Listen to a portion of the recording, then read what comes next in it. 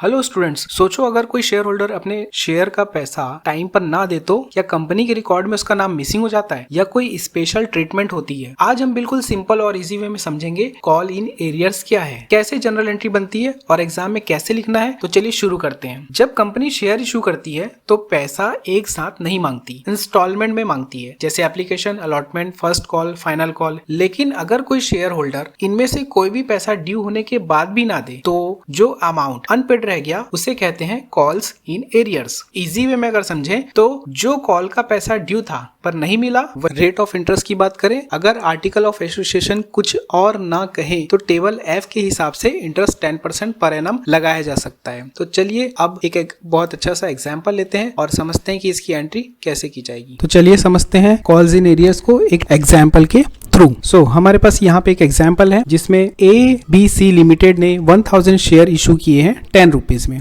Okay, ये 10 rupees हो गया। 2 रुपीज एप्लीकेशन है, 3 रुपीज अलॉटमेंट है, 2 रुपीज फर्स्ट कॉल पे है, 3 रुपीज फाइनल कॉल पे है। Ram who have 100 shares and did not pay first call and final call. Okay, तो यहाँ पर क्या करेंगे आप, बेसिकली हम चूंकि कॉल्स इन एरियर्स की एंट्रीज को समझने वाले हैं तो हम यहाँ पर ड्यू वाली जो एंट्री होती है ना हमारी, हम यहाँ पर ड्यू करेंगे तो एंट्री बनेगा फर्स्ट कॉल डेबिट हो जाएगा टू शेयर कैपिटल। अभी 2000 है, बिकॉज ऑफ 1000 शेयर्स है तो 1000 इंटू फर्स्ट कॉल पे 2 रुपीज, तो ये 2000 यहाँ पर हम ड्यू करेंगे। लाइक दैट हमारे पास 1000 शेयर्स है और 3 रुपीज हमारे पास फाइनल कॉल पे है तो फाइनल कॉल पे 3 रुपीज जो है ड्यू करेंगे। सो ये हो गया ड्यू की एंट्री जो नॉर्मली होती है। और बैंक वाली एंट्री पे जहां पे कॉल इन एरियर्स को शो करना है वो ये वाली एंट्री होगी जहां पे बैंक अकाउंट डेबिट हो जाएगा और कॉल्स इन एरियर्स हम डेबिट करेंगे, then to first call, then to final call. हम इस एंट्री को सेपरेट भी बना सकते हैं, ये इस बात का ध्यान रखेंगे आप।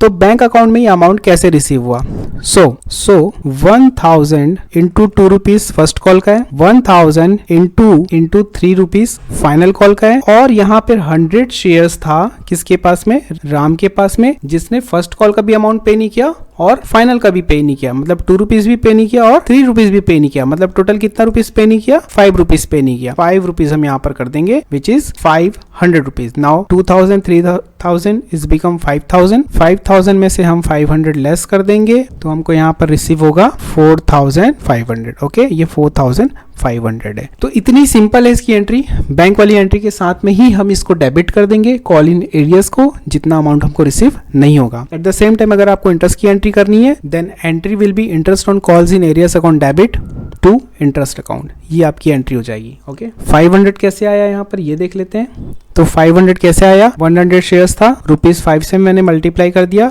Which is 500। 500 का 10% हम निकालेंगे तो कितना रुपीज आ जाएगा, 50 रुपीज। ये 50 रुपीज जो है आप इंटरेस्ट पे राइट ऑफ कर दीजिएगा। ओके, तो इतना सिंपल था call in arrears. I hope कि ये एग्जाम्पल आपको अच्छे से क्लियर हुआ होगा। बस दोस्तों इतना ही सिंपल है कॉल्स इन एरियर्स। अगर ये वीडियो हेल्पफुल लगा तो लाइक, शेयर एंड सब्सक्राइब जरूर करें और क्लास 12th अकाउंट्स के और भी इजी एक्सप्लेनेशन के लिए चैनल के साथ बने रहिए। मिलते हैं अगले वीडियो में।